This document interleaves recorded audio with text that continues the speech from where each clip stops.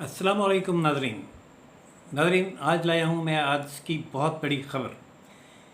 मिसाक parliament committee Pakistan की तारीख की एक अनोखी और सबसे बड़ी कमेटी जो बाख्तियार भी है, तश्कील दे दी गई है।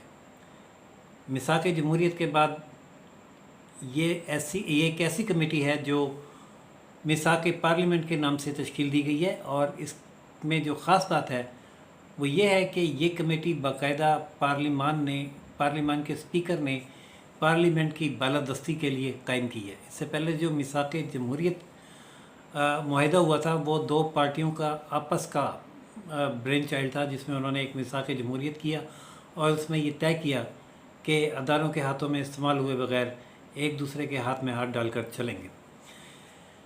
लेकिन वो एक उसके बाद क्या हुआ और क्या नहीं हुआ एक लंबी कहानी और अलग तारीख़ है। लेकिन जो परसों हुआ वो ये हुआ, अब जैसा कि आपके इल्म में है कि जो पीटीआई का संग जानी इस्लामाबाद का जलसा था, जिसमें अली अमीन गंडापुर ने बहुत खौफनाक तकरीर की। उन्होंने अदारों को भी ललकारा, उन्होंने साफ़ियों को भी बुरा भला कहा और ख़वातीन साफ़ियों के लिए नाज़ेबा अल्फाज अदा किए और चैलेंज किया कि इमरान खान का मिलिट्री ट्रायल करके दिखाओ तो हम ये कर देंगे, तो हम वो कर देंगे, हम 15 दिन में जेल तोड़ कर ले आएंगे इमरान खान को। और उसके बाद फिर क्या हुआ, फिर ये हुआ कि वो जलसा तवालत इख्तियार कर गया और इंतज़ामिया ने नोटिफिकेशन मनसूख किए, और फिर वो एक जो 2 रोज़ पहले एक कानून पास हुआ था कि जलसे के दौरान कानून की ख़िलाफ़ वर्जी पर कानूनी कार्रवाई होगी, उस कानून के तहत मुकदमा दर्ज किए गए। लेकिन वो जलसा रात 12 बजे तक चलता रहा, जिसके बाद उस रात तो कोई कार्रवाई नहीं हुई। लेकिन जब एक दिन बाद पार्लियामेंट का इजलास था, इजलास के ख़त्म होने के इंतज़ार में पुलिस पार्लियामेंट हाउस के गेट पर पहुंच गई और उन्होंने चारों तरफ से पार्लियामेंट को कॉर्डन किया और पीटीआई के अरकान को गिरफ़्तार करने की मुहिम का आगाज़ किया, जो गेट के अंदर जाके बिल्डिंग से बाहर लेकिन पार्किंग एरिया से गिरफ़्तार किया। और जो ज़्यादा मतलूब थे लोग, उनको जब ये पता चला कि गिरफ़्तारियाँ हो रही हैं तो उन्होंने पार्लियामेंट में पनाह लेने का प्रोग्राम बनाया। और लेकिन निस्फ शब के बाद कुछ नकाब पोश लोग पार्लियामेंट के अंदर दाखिल हुए, बावजूद इसके कि गेट पे बड़ी सख्त सिक्योरिटी होती है और कोई बग़ैर पास के अंदर जा नहीं सकता। लेकिन लोग कुछ नकाब पोश लोग दंदनाते हुए अंदर गए। मुबैना तौर पर पार्लियामेंट की लाइट्स बंद हुई, उनके हाथ में चाबियाँ थीं। ये बात आज इस कमेटी के इजलास में बताई गई है। और वहाँ से वो पीटीआई के एमएनएस को घसीटते हुए लाए, किसी को गिरबान से पकड़ा, किसी के सीने पे धोतड़ मारे या घूंसे मारे और उनसे उनके मोबाइल छीने वगैरह वगैरह। इस पर बहरहाल नेक्स्ट डे जब अदालतें लगीं और उनको पेश किया गया तो अदालतों ने किसी का भी जिस्मानी रिमांड नहीं दिया और किसी की ज़मानत मंजूर की। तो उमर अयूब, बैरिस्टर गौहर वगैरह ये आज पार्लियामेंट में मौजूद थे, जिन्होंने इस जुल्म के ख़िलाफ़ बड़ी तकरीर की और ये कहा कि अगर ये पार्लियामेंट का ये तक़द्दुस है और पार्लियामेंटेरियन का ये तक़द्दुस है तो फिर इसको 3 दिन के लिए बंद कर दें। और ये भी कहा गया कि इसको यौम स्याह करार दिया जाए, जिस पर स्पीकर ने कहा कि जो हुआ वो उसकी शदीद उस पर उनको रंज है, गम गुस्सा है, उनकी इजाज़त के बगैर हुआ। यकीनन इसको यौम स्याह करार दिया जाना चाहिए। लेकिन साथ ही जो 2014 में पार्लियामेंट पे हमला हुआ, जंगले तोड़े गए, कैंपिंग की गई, शलवारें टांगी गई, उसको भी यौम स्याह करार दिया जाएगा। इस पर पीटीआई ने कहा जी बिल्कुल हमसे गलती हुई और उस दिन को भी यौम स्याह करार दिया जाए और आज के दिन को भी। नाज़रीन, तय ये पाया कि फिर एक मिसाक जमहूरियत करते हैं और तमाम पार्टियाँ बैठ के कोई मुतफ़िक़ा लाया अमल तय करें ताकि इस सिलसिले को आइंदा के लिए हमेशा के लिए रोका जाए, जिस पर एक कमेटी 16 रुकनी तश्कील दी गई। 16 रुकनी कमेटी में तमाम पार्टीज़ जो इस वक्त पार्लियामेंट में मौजूद हैं उन सबको नुमाइंदगी दी गई। पीपल्स पार्टी, नून लीग, पीटीआई, जेयूआई और एमक्यूएम और दूसरे बाकी के सारे ग्रुप्स, उन सबको एक एक, दो दो, तीन तीन लोग उनके डाले गए और इस तरह ये 16 रुकनी कमेटी तश्कील दी गई, जिसका आज पहला इजलास पार्लियामेंट हाउस के कॉन्स्टिट्यूशन रूम में हुआ। पहले इजलास का एजेंडा था सैयद खुर्शीद शाह पार्टी का सरबराह मुंतखब करना, جو پارٹی نے جو کمیٹی نے متفقہ طور پر منتخب کیا اور یہ ذمہ داری سونپی گئی پاکستان پیپلز پارٹی کے رکن پارلیمنٹ سید خورشید شاہ صاحب کو، انہیں متفقہ طور پر کمیٹی کا سربراہ مقرر کیا گیا۔ پہلا اجلاس کا ایجنڈا یہ تھا، اس لیے خورشید شاہ صاحب نے میڈیا کو بھی اندر الاؤ کر دیا تھا۔ میڈیا اندر بیٹھا ہوا، جس کے بعد یہ طے کرنے کے لیے فلور دیا گیا لوگوں کو، ممبرز کو، کہ کیسے آگے بڑھا جائے۔ اس پر ساگڈر صاحب نے کہا کہ تمام حضرات تجاویز دیں، جو بھی قابل عمل تجاویز آئیں گی ان پر عمل درآمد کیا جائے گا۔ محمود خان اچکزئی صاحب نے کہا کہ حالات بہت سنگین ہیں اور بلوچستان اور کے پی کے میں علیحدگی کے نعرے لگ رہے ہیں، وہاں ترانے اسکولوں میں پاکستان کا قومی ترانہ نہیں پڑھایا جاتا، مطالعہ پاکستان نہیں پڑھایا جاتا، اور وہاں کوئی ایسا ماحول ہے کہ جیسے اب بغاوت ہونے والی ہے۔ تو انہوں نے کہا کہ کیا ہمیں اس سلسلے کو روکنا ہے یا نہیں روکنا۔ ان کا کہنا تھا کہ ہم نہ پاکستان کے دشمن ہیں نہ اداروں کے دشمن ہیں، ہمیں اداروں کے ساتھ بیٹھ کر بات کر لینی چاہیے اور ان سے پوچھنا چاہیے کہ کیا یہ معاملات ایسے ہی چلیں گے، اگر ایسے ہی چلنے ہیں تو ہمیں بتا دیں، تو یا پھر ان حالات کو ٹھیک کیا جائے۔ مولانا فضل الرحمان جو کمیٹی کے اجلاس میں انٹر ہوئے، اور انہوں نے کہا کہ میں اسپیکر صاحب کے حکم پر یہ آئے ہوں، سب نے ان کو ویلکم کیا، بٹھایا، ان کے ساتھ عمر ایوب صاحب بھی تھے، جبکہ بیرسٹر گوہر پہلے سے اجلاس میں موجود تھے۔ اس دوران فاروق ستار صاحب نے کہا کہ یہ کمیٹیاں جب بھی بنی ہیں ان کا فائدہ ہوا ہے، اور پہلے میثاق جمہوریت ہوا اور اس کا فائدہ ہوا، اور اس کے بعد ایک کانسٹیٹیوشن کمیٹی بنی 18ویں ترمیم کے لیے، جس نے فل ڈیلیبریشنز کی بیٹھ کے، اور اس کا بھی فائدہ ہوا۔ اس کمیٹی کو بھی ہم سارے مل کر تجویز سامنے رکھ کے اور ایک لائحہ عمل بنا کے سنجیدگی کے ساتھ آگے چڑھیں تو بہت استفادہ حاصل کیا جا سکتا ہے۔ مولانا فضل الرحمان جو تاخیر سے آئے تھے، انہوں نے کہا کہ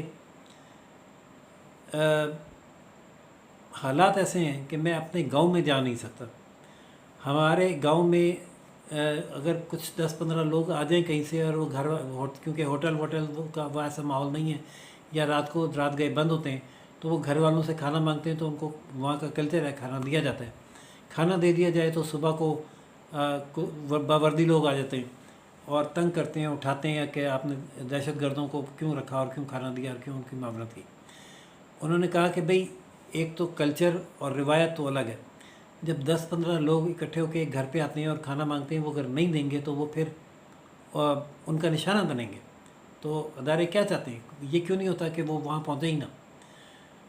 انہوں نے کہا کہ کوئی ہم کے نہ ملک کے دشمن ہے نہ اداروں کے دشمن ہے، لیکن سب کو اب ہمیں ایسا لائحہ عمل طے کرنا ہوگا کہ سب کو اپنے اپنے دائرہ اختیار میں پابند کیا جائے۔ ان کا کہنا تھا کہ جو آرمی چیف نے پہلے ہم سے بازو مروڑ کر ایکسٹینشن لے لی، جو غلط تھا۔ اس کا نتیجہ یہ ہوا کہ ہر آرمی چیف ایکسٹینشن کی توقع کرتا ہے، اور اب ایک چیف جسٹس کو ایک توسیع دینے کی باتیں کی جا رہی ہیں۔ تو کیا ایسا کر کے ہم اداروں کو سیاست میں ملوث نہیں کر رہے، اور کیا ان میں گروہ بندیاں نہیں پیدا کر رہے، اور ان کو سیاست سے باہر رکھنے کا اور گروہوں میں تقسیم ہونے سے بچانے کا طریقہ یہ ہے کہ سختی کے ساتھ آئین کے مطابق چلا جائے، اور آئین میں جن شقوں میں خامیاں ہیں یا پیدا کر دی گئی ہیں ان کی اصلاح کی جائے۔ ان کا کہ جو اگر چیف جسٹس مطلب سپریم کورٹ میں ججز کے تقرر کا معاملہ ہے، 3 جج آتے ہیں یا 5 جج آتے ہیں، تو اس کا فیصلہ پارلیمانی کمیٹی اور جوڈیشل کمیشن مل کر کریں گے، اور 18ویں ترمیم یہی تھی۔ لیکن ایک چیف جسٹس نے ٹوسٹنگ کی، آرم ٹوسٹنگ، اور 19ویں ترمیم منظور کرا کے سارا اختیار واپس جوڈیشل کمیشن کو دے دیا، جس کی وجہ سے پارلیمانی کمیٹی شو پیس بن کر رہ گئی۔ اس قسم کی شقوں کی اصلاح ہونی ہے تو ہم حاضر ہیں، تیار ہیں تعاون کے لیے، لیکن کسی فرد واحد کی مدت ملازمت میں توسیع کا جو معاملہ ہے وہ انفرادی مفاد ہے، اس کی حمایت ہم نہیں کر سکتے۔ اجتماعی مفاد میں جو بھی ترمیم لائی جائے گی اس میں ہم حکومت کے ساتھ ہیں. انہوں نے اچھا اس کے بعد بیرسٹر گوہر اور عمر ایوب صاحب نے اپنے ساتھ ہونے والے واقعات کو دہراتے ہوئے کہا کہ اس طرح سے نقاب پوش آئے اور اٹھا کے لے جایا گیا اور گھوسے مارے گئے. یہ پارلیمنٹیرینس کی تقریم تھی جو انہوں نے کی. اور اگر دیکھا جائے قانون کے مطابق جو ایک ایم این اے ہے وہ سروسز چیف سے اوپر ہے. اگر اس کے ساتھ یہ سلوک ہو رہا ہے تو پھر یہ ملک کیسے چلے گا؟ بیرسٹر گوہر نے اپنے گرفتاری اور دیگر لوگوں کی گرفتاری کی تفصیلات بتائیں گی. اس موقع پر خواجہ آصف جو وہاں بیٹھے ہوئے تھے انہوں نے کہا کہ میں یہاں اس کمیٹی میں آیا اسپیکر صاحب کے کہنے پر، لیکن میں دیکھ رہا ہوں کہ ایک طرفہ ٹرین چل رہی ہے اور ہم پی ٹی آئی کے رونے دھونے سن رہے ہیں. کیا پی ٹی آئی اپنے 4 سالہ دور کا ذکر بھی کرے گی جب لوگوں پہ ہیروئنیں ڈالی گئیں 1-1 کلو اور قسمیں کھائی گئیں اور خدا کو حاضر اور ناظر جان کر کے یہ کیس درست ہیں؟ اور میاں صاحب اپنی بستر مرگ پر اہلیہ سے بات کرنے کے لیے محنتیں کرتے رہے لیکن ان کی بات نہیں کروائی گئی. کس طرح سے مریم صاحبہ کو گرفتار کروایا گیا اور کراچی میں جو ہوا سب نے دیکھا. تو یہ جو باتیں کر رہے ہیں آج یہ ان کے اپنے ہاتھ صاف نہیں ہیں. قانون کا اصول یہ ہے کہ جو انصاف لینے کے لیے آئے he should come with clean hands. یہ مانے کہ اپنی غلطیاں تو پھر آگے چلا جا سکتا ہے. یہ نہیں ہو سکتا کہ یہ اپنے آپ کو بالکل کلین چٹ دے لیں اور یہ سارا ملبہ ہم پہ ڈالیں. میں نہیں کہتا کہ 2 wrongs کین میک 1 right، لیکن جو دوسرا رانگ ہے وہ تسلیم تو کرے کہ ہم غلط ہیں. جس پر بیرسٹر گوہر اور دیگر نے کہا کہ ہم یہ کہہ رہے ہیں کہ ہم سے جو غلطیاں ہوئیں ماضی میں ہوئی غلطیاں اور ہم وہ تسلیم کرتے ہیں کہ اور ہم یہ کہہ رہے ہیں کہ ان غلطیوں کو بھول کر اب آگے چلیں. اس پر خواجہ آصف نے پھر کہا کہ آپ میں سے کسی نے بھی گنڈا پور کی تقریر کی ایک دفعہ بھی مذمت نہیں کی. آپ ان کی مذمت کریں اور پھر آگے چلیں تو پھر تو بات بنتی ہے، ورنہ میں بائیک آؤٹ کر رہا ہوں. ووٹ کے جانے لگے تو اسحاق ڈار صاحب نے ان کو خواجہ آصف کو واپس بٹھایا اور یہ کہا کہ ہمیں اس طرح سے اس کا ماحول خراب نہیں کرنا اور آگے چلنا ہے. اس موقع پر پھر مولانا فضل الرحمان نے کہا کہ ہم نے اصل میں اس کمیٹی کا ماحول بھی پارلیمنٹ ہاؤس جیسا ماحول بنا دیا ہے، جیسے کہ پوائنٹ سکورنگ ہو رہی ہو. پارلیمنٹ میں تو چلے ہوتا ہے، بات میڈیا میں آنی ہوتی ہے، لیکن یہ تو ان کیمرہ اجلاس ہے. یہ ہم کو دھیمے لہجوں میں ہر وہ بات کرنی چاہیے جو ہم کر سکتے ہیں، کرنا چاہتے ہیں لیکن باہر نہیں کر پاتے، اور پھر اس کے سلوشن کی طرف جانا چاہیے. جس پر انہوں نے بتایا گیا کہ آج کا اجلاس ان کیمرہ نہیں ہے اور میڈیا بیٹھا ہوا ہے. یہ سن کر مولانا صاحب ایک دفعہ تو سر پٹا گئے کہ وہ تو بہت کچھ کہہ گئے ہیں. تو لیکن پھر انہوں نے کہا کہ چلیں ٹھیک ہے آج کا اجلاس ان کیمرہ نہیں ہے لیکن آئندہ اجلاس ان کیمرہ کیے جائیں تاکہ کھل کر بحث و مباحثہ ہو سکے اور مسئلے کا حل نکالا جا سکے. خورشید شاہ نے کہا کہ آج چونکہ ایجنڈا صرف میرا انتخاب تھا، سربراہ کا انتخاب تھا، تو وہ ہم نے میڈیا الاؤ کر دیا. کل سے اجلاس ان کیمرہ ہی ہوں گے. ناظرین، ڈے ٹو ڈے اجلاس ہوں گے. کل سے ان کیمرہ اجلاس ہوگا، کل ہوگا، اس کے بعد منڈے سے آنورڈ ان کی میٹنگز چلیں گی. کل کے بعد میڈیا اجلاس میں اندر تو نہیں بیٹھے گا جیسے آج بیٹھا ہوا اور میں نے آپ کو اتنی تفصیل سنائی، لیکن اپنے ذرائع سے ہمیں اجلاس کے اندر کی کارروائی معلوم ہوتی رہے گی. اور اب دیکھتے ہیں کہ یہ جو اتنی پاورفل اور تاریخ کی ایک انوکھی اور اہم ترین کمیٹی بنی ہے یہ کس نتیجے پر پہنچتی ہے. آج کے اجلاس سے ایسا لگ رہا تھا کہ جیسے نون لیگ یعنی اسحاق ڈار صاحب کا تو رسپانس پازیٹیو تھا، اور خورشید شاہ صاحب نے بھی خواجہ آصف صاحب کو یہ یاد دلایا کہ ٹھیک ہے ماضی جو تھا اس میں سب نے تقریباً ہر پارٹی نے اپنے دور میں بھگتا ہے اور اب پی ٹی آئی بھی بھگت رہی ہے، لیکن جب ہم نے بھگتا تو ہم نے پھر اس سے سبق سیکھ کر ایک مساق جمہوریت کیا اور ہم آگے چلے. اگر ہم وہ ماضی نہ بھولتے اور مساق جمہوریت نہ کرتے تو شاید آگے نہ چل پاتے. ہمیں آج بھی اب اپنا اور پی ٹی آئی کو اپنا ماضی موجودہ واقعات بھلا کر زیرو سے بیٹھ کے بات کرنی ہوگی اور آگے چلنا ہوگا. اگر ہم ایسا کریں گے تو اس کمیٹی کا کوئی فائدہ ہوگا، ورنہ اس کمیٹی کا کوئی فائدہ نہیں ہوگا. لیکن جو خواجہ آصف صاحب کا سٹینس تھا اور جو اگریشن تھی ان کی، خاص طور پہ گنڈا پور صاحب کے اسپیچ کے حوالے سے، لگ ایسا ہی رہا تھا کہ نون لیگ کو یہ بات سمجھ آ رہی ہے کہ پی ٹی آئی اب جو تھوڑا سا بیک فٹ پہ ہے کہ ہاں ہم سے غلطی ہوئی فلاں ہوا ڈنگ ہوا، وہ اس لیے تاکہ باقی ساری پارٹیاں ان کے ساتھ آ کے کھڑی ہو جائیں اور وہ پنڈی کو ایک اسٹرانگ میسیج یا ان بلاک دے سکیں۔ لیکن نون لیگ دوسری طرف میں یہ سمجھ رہا ہوں، انالیسز آج چکا جو میں نے پارٹی کا اجلاس دیکھا، اس میں نون لیگ کو یہ اندازہ ہے کہ اگر وہ ذرا سا بھی بیک فٹ پہ جاتے ہیں تو پھر نقصان انہیں ہوگا، فائدہ پی ٹی آئی کو ہو جائے گا اور انہیں نقصان ہوگا، اور ہو سکتا ہے کہ پی ٹی آئی ان کو اس حد تک ڈیمیج کرے کہ ان کی حکومت کو نقصان پہنچ جائے۔ اس لیے بہت مشکل ہے، اور ادھر سے خان صاحب بھی جب وہ یہ کہہ چکے ہیں کہ مذاکرات کے دروازے بند ہیں، اور ان کی طرف سے بڑا اسٹرانگ سٹینس یہ ہے کہ وہ کسی سے بات نہیں کریں گے، کسی سے مذاکرات نہیں کریں گے، تو پھر نون لیگ پیچھے کیوں ہٹے گی؟ تو ہو سکتا ہے کہ میجورٹی سے، کثرت رائے سے کوئی نہ کوئی لائحہ عمل بنا کے اس پر اتفاق کر لیا جائے، اور وہ ایک رپورٹ اسپیکر کو بھیج دی جائے پارلیمنٹ میں اس پر ڈسکشن کرنے یا قانون سازی کرنے کے لیے، یا اس کو آئینی ترامیم کی صورت میں لانے کے لیے۔